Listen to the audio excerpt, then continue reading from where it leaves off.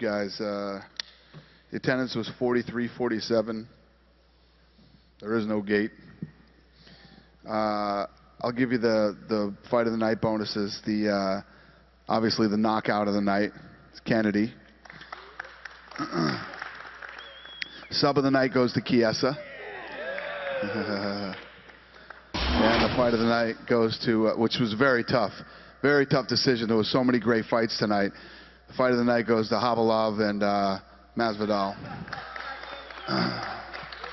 You're welcome. Thank you.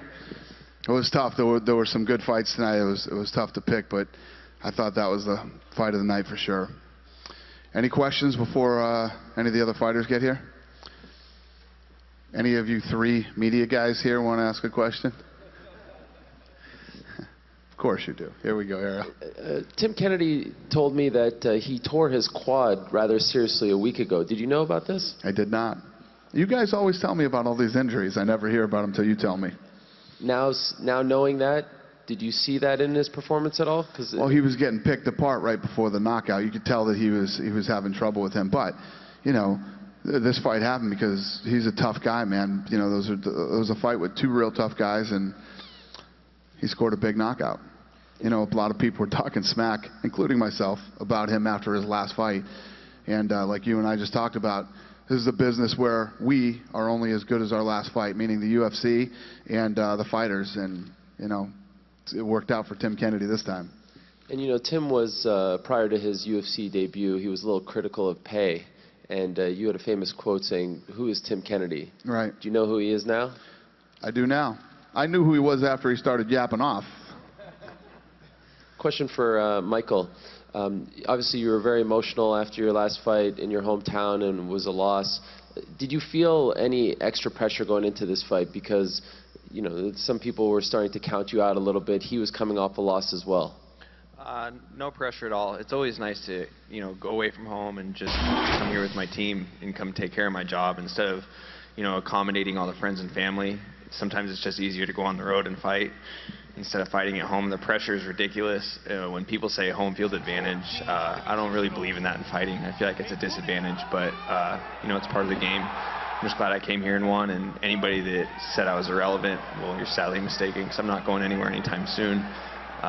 You know, I feel like I won not just the Ultimate Fighter, but that's Murder's Row. I mean, if you look at how many guys are still in the UFC from that season, that speaks for itself. So I'm not going anywhere anytime soon. If anybody wants to count me out, then they can make that mistake. I have a question. Who was counting him out? He was undefeated.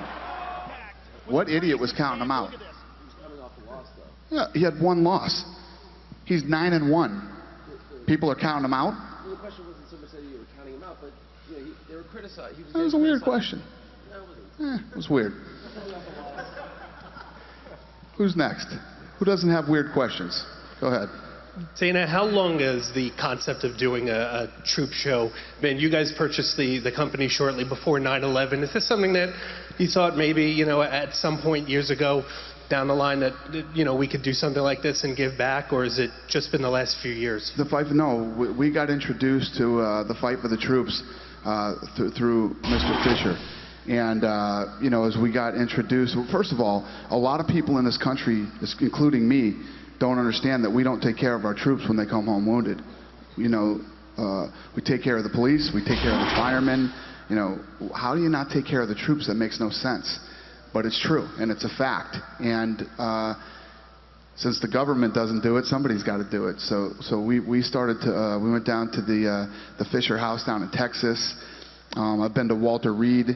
And you know, as you start to visit some of these guys and you realize what a messed up situation this is, and what we've been able to do with the Fisher family and these places and these facilities that we've been able to build for them, you know, it's when you look at all the different charities out there, this one makes a lot of sense for us. Plus, like you saw tonight in that arena,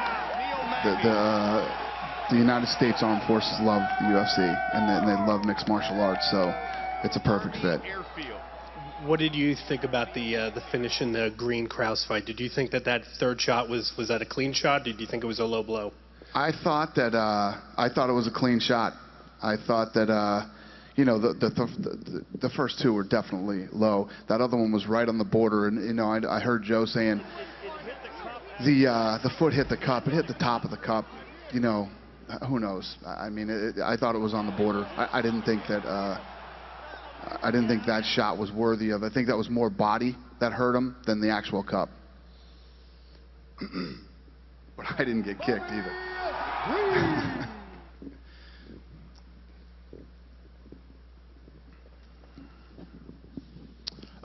Question for Rustam Khabilov. Rustam, you had a lot of hype coming into this event.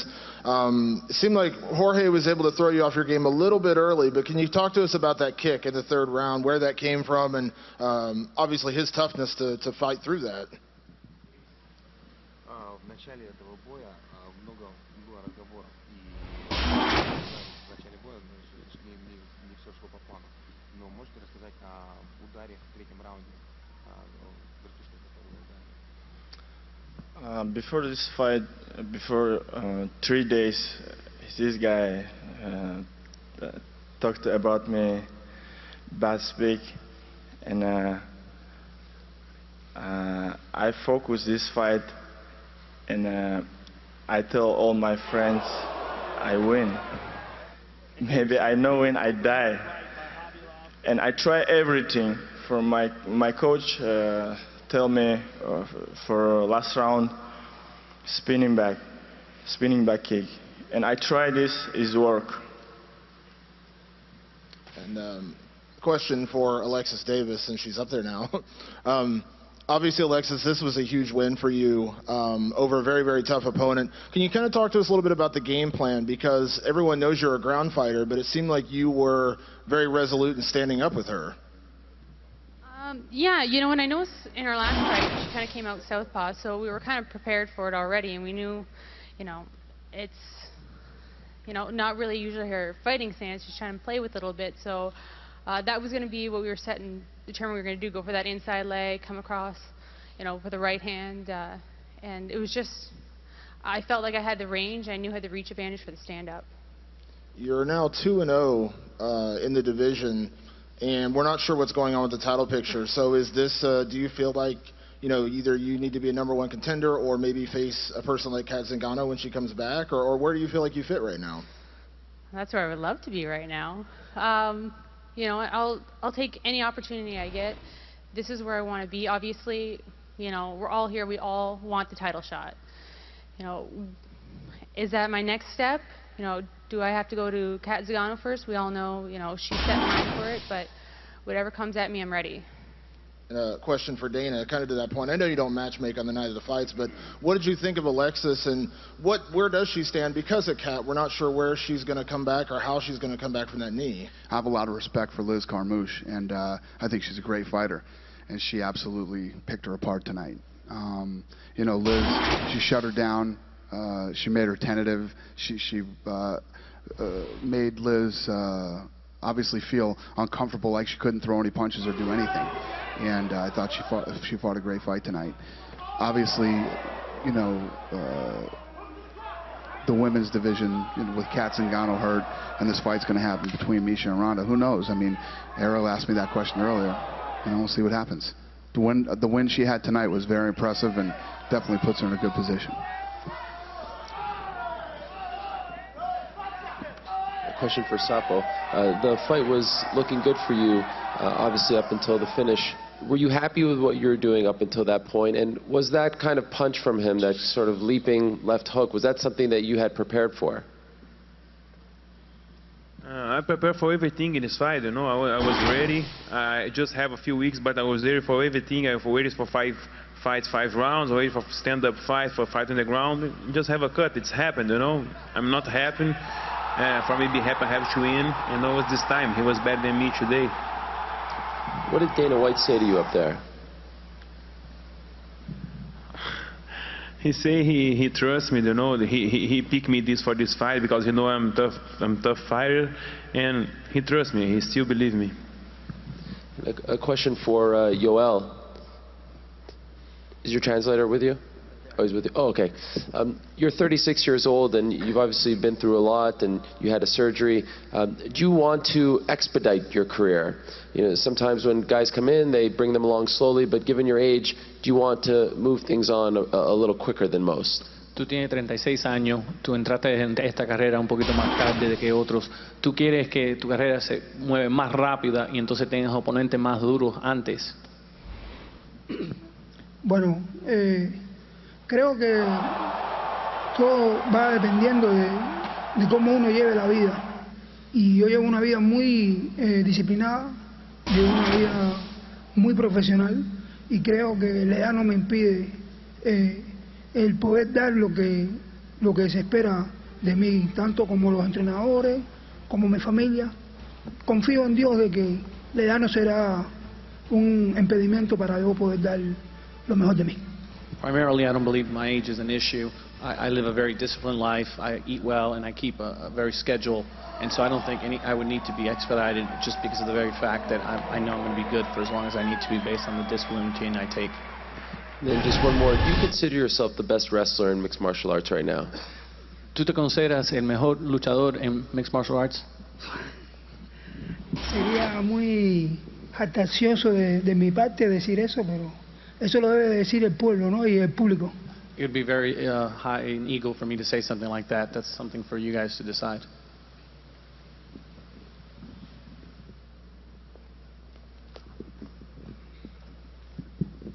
For Alexis, how's your eye and how much trouble did that give you during the fight? It really didn't give me too much trouble at first, you know. I think it kind of gave me a little bit of extra push, but this one's been kind of cut open before, so usually blood doesn't bother me. So it feels fine right now. Actually, I didn't really even know what I looked like until I just looked in the mirror before I came out there. I'm like, I guess they're not doing my makeup before we go to the press conference. Were you worried at all that they may stop it, or were you just kind of clueless to, like you said, how bad it was? You know, I was just so focused at the fight, you know, at the time that I wasn't too worried about it. I knew I could see fine, so I didn't think they were going to stop it. And for Michael, obviously, you overcame some early trouble and I think won over the crowd. Did you ever feel like you were in real danger, or how close did he have you? Not really. I mean, I know Colton's a good grappler, but that's also my specialty, so I didn't really feel like I was in that much trouble. I knew I just proper technique and somersault my way out of it, but no, I didn't feel like I was in trouble at all.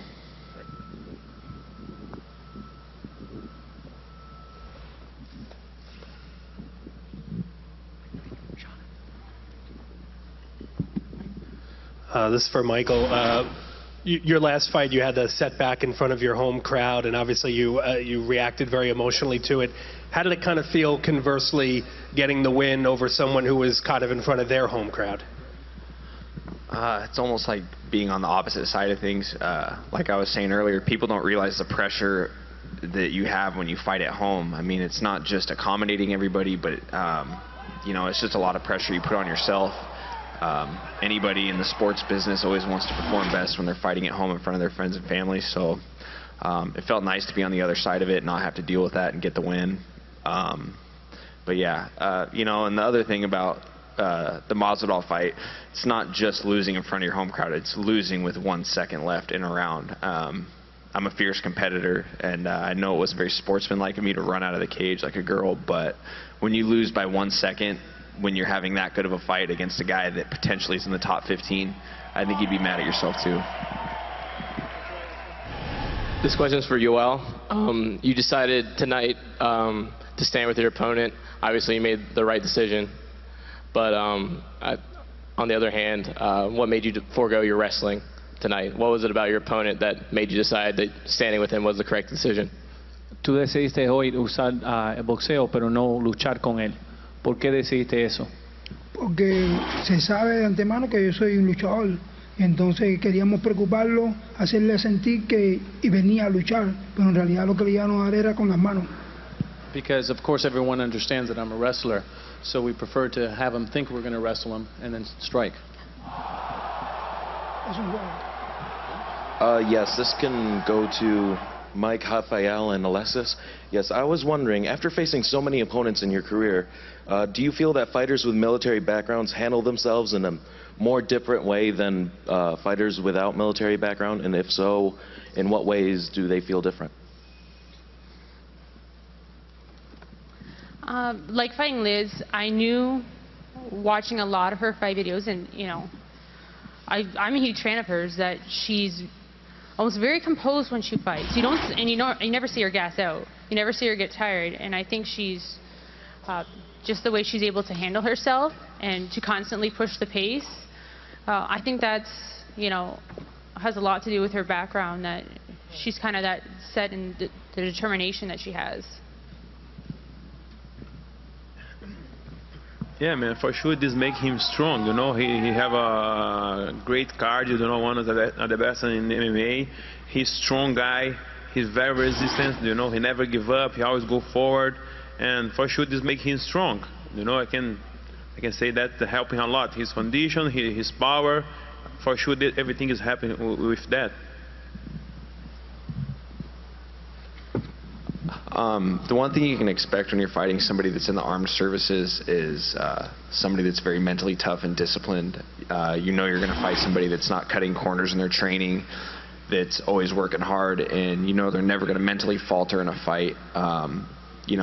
Getting in a cage and fighting another person is just fun to them as compared to what they do for work when they go overseas and fight for our freedoms. So you just have to be prepared for war if you're going to fight somebody that is in the armed services.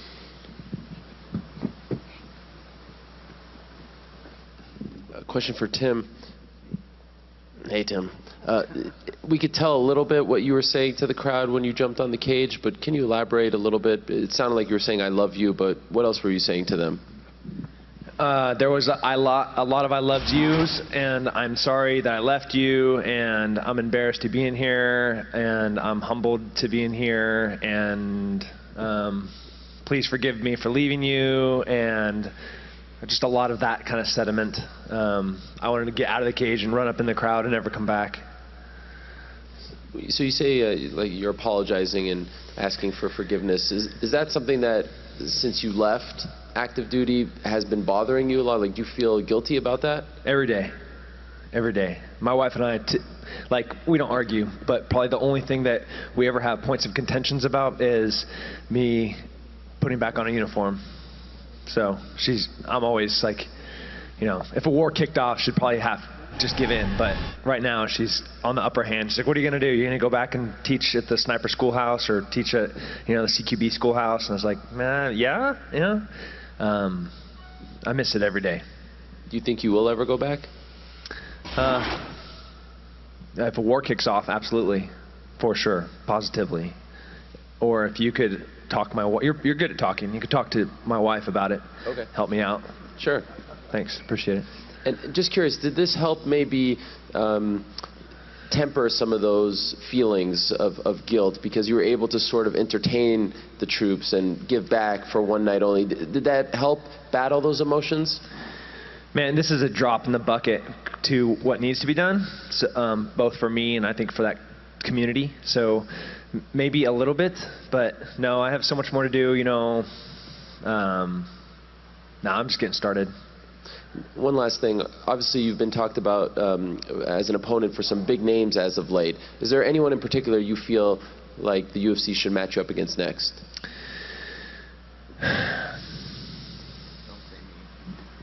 No. But I don't want to fight anybody up here, that's for sure. Everybody's too tough. Maybe her at the end.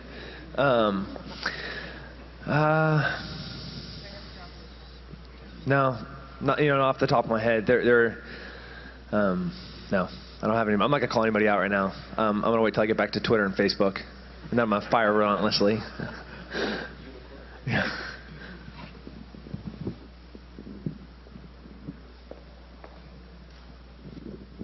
Question for Tim. Tim, I kind of related this to a title fight for you tonight. Did it kind of have that atmosphere for you, fighting in front of the troops? 4,300 people cheering your name, things like that. I mean, did it feel like a title fight in there? It truly did. We just did with my coaches, Greg and Winklejohn and Brandon. We went over kind of like an AAR, what I did well and what I didn't do well in the cage. And one of my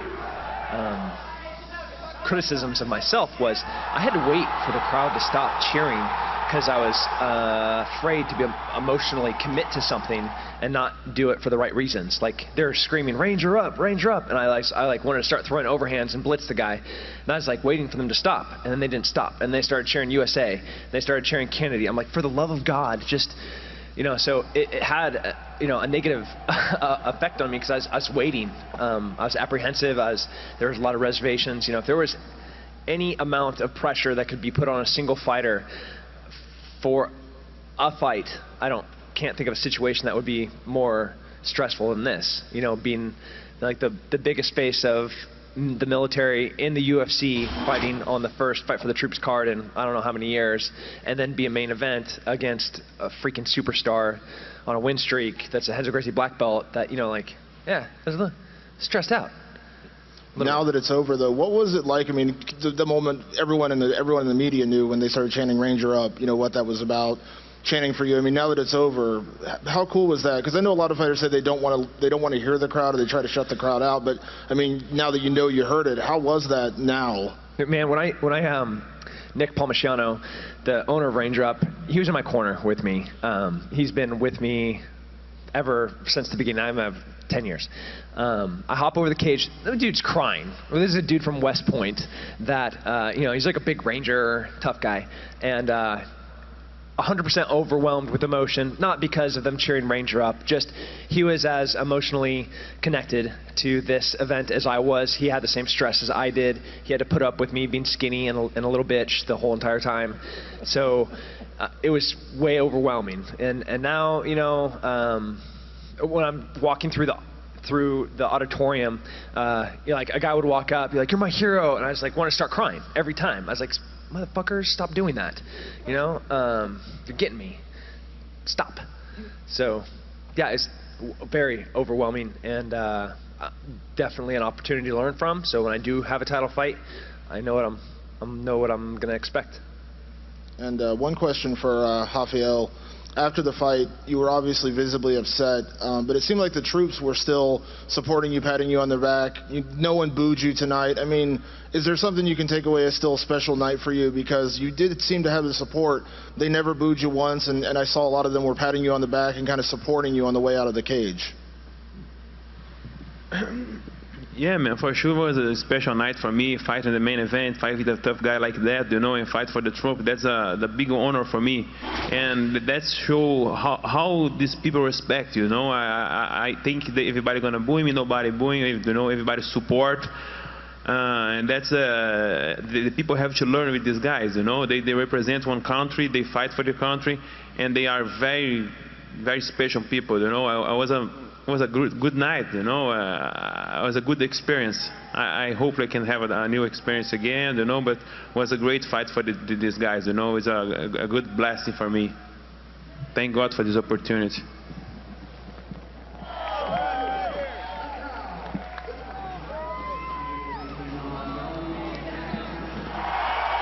Tim, your game has always been, you know, your wrestling, your submissions, your just being, you know, relentless and just constant pressure.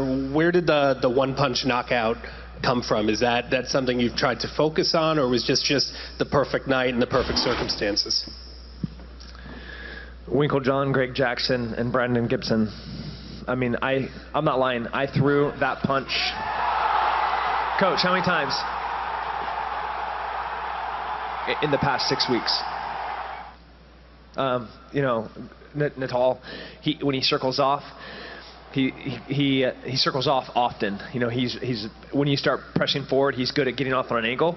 So we had a whole bunch of, you know, primary, secondary, and tertiary plans for how to kind of ambush him along those lines, and that was one that they just were relentless with. So, yeah, there you go. As the fights were going on through the night, obviously you're getting prepared for your fight, but you know, you were invested in Colton's fight. And did in the back of your head, were you aware that the fighters with military backgrounds were 0-3 heading into your fight? Was that anything just in the back of your mind that, you know, would really like to come through and send everyone home? You know, obviously everyone having a great time, but even happier with a big finish.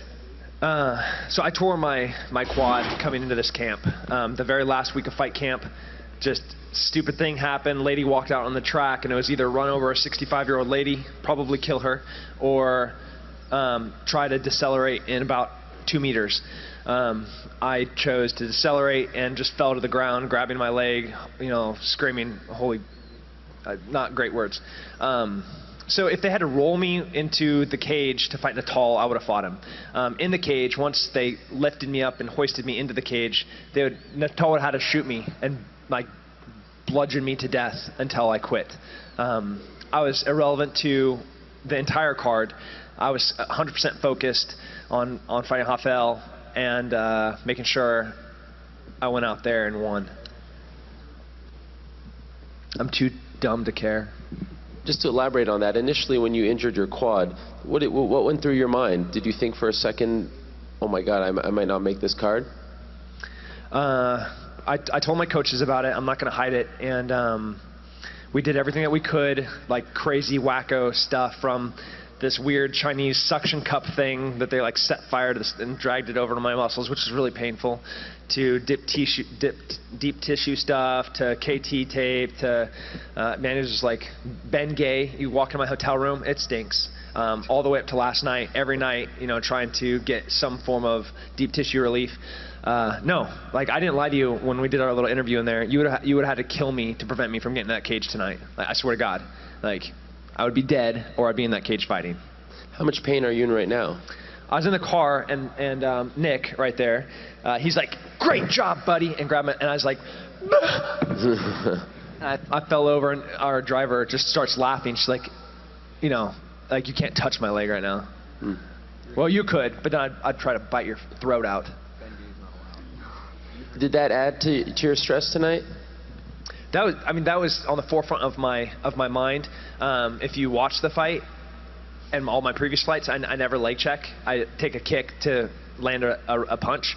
And when I was picking my legs up and he hit my back leg and dropped me with that leg kick, that was me trying to protect my leg. If you watch my back foot when I was cheating forward to try to cover space, it's because I can't use my left leg. All that was trying to compensate for me being too stupid to not go in a cage. A question for Liz. I know it's somewhat fresh, but in your opinion, what went wrong tonight? Alexis is a great opponent. I knew that going into it that she was going to be tough. It was just implementing the game plan a little bit more. The first round went perfect. And it was just in the second and third round where I just made a little bit of mistakes that I just needed to push forward a little bit more and just keep on doing that. Obviously, we know about her ground game, and you're very strong on the ground as well, but was the game plan to stand with her? The game plan was to go anywhere she wanted to. If it was standing, we'd keep it standing. If there was an opportunity to go for a takedown, definitely go for the takedown. How did you feel in there with the troops, given your background? Did this feel like a different fight? Were you more nervous going into this fight? No, the atmosphere is, for me, it's always the same. I'm tunnel vision, just stuck in the cage. I could definitely hear them and hear the positive feedback, and it was encouraging. But no matter what, it doesn't matter where it goes, the nervousness isn't going to change one way or the other. And then one for Rustam. Obviously, you're climbing the ranks. A lot of people are very excited about you. There's another Russian who is climbing the ranks, Khabib Nurmagomedov. Would you ever fight him if the UFC matched you guys up? Сейчас ты выигрываешь и выйдешь в рангах. Есть еще русский Нурмагомедов. Если вас UFC сведет, будешь ли с ним драться? This guy, like my brother, I'm 7 years together training with him. His dad from my coach first, and I think we know fight. Is there anyone in particular you'd like to fight next, a high-ranked guy? Кто-нибудь, с кем ты хотел бы драться следующим на высокой ранге, или кого-то ты хотел бы вызвать на бой? Скажи, я никого вызывать не буду. Кого мне дадут, я бы, если бы нравится. He does not want to call anybody out. Whoever's going to get matched against, that's who's going to take him. And then one for Matt. Are you going to be doing a scrum after this? You would want one, but no, unfortunately not. Okay, thank you. I apologize.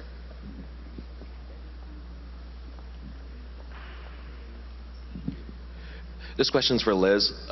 Liz, since you were in Fort Campbell a couple months ago with Fox Sports 1, first of all, how does it feel being back in such a great military establishment? And how does it feel that troops that you have a chance to meet and conversate with, how does it feel that they recognize you and they show your support in such a great way? Both in being in this wonderful establishment. You know, it feels like home. I'm right next to, I'm working in a hangar, and that's essentially what I spent 5 years doing in my career.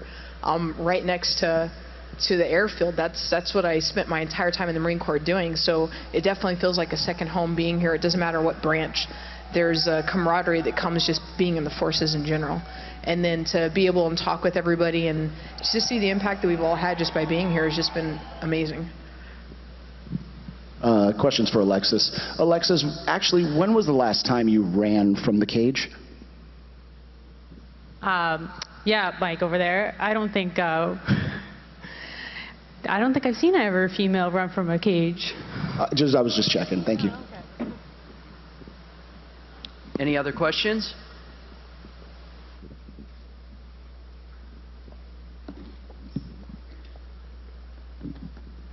This question's for Tim.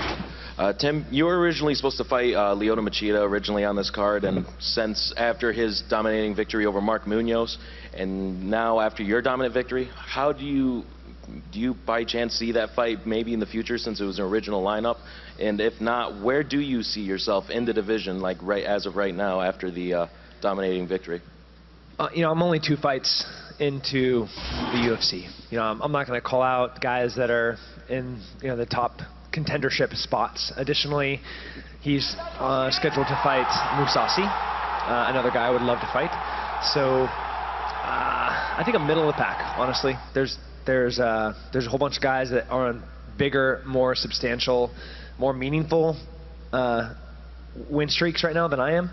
So you know, guys like maybe Carmont, you know, he has 5 wins. I don't know where I stand right now. I want to fight the best guys. Maybe a rematch with Luke Rockhold anytime in the future? No, I want to move forward. You know, like I think all the Strikeforce guys did real well tonight, and you know, like, I'd love to fight Jacare, I'd love to fight Luke. Those were both very close, competitive fights. But more importantly, I want to fight more UFC guys. We're kind of running through them, and I want to keep doing that. Okay, thank you. Well, thank you, everyone. This was a great event, and we really appreciate all the support and time you took with us, and we hope to come back again soon. Thank you.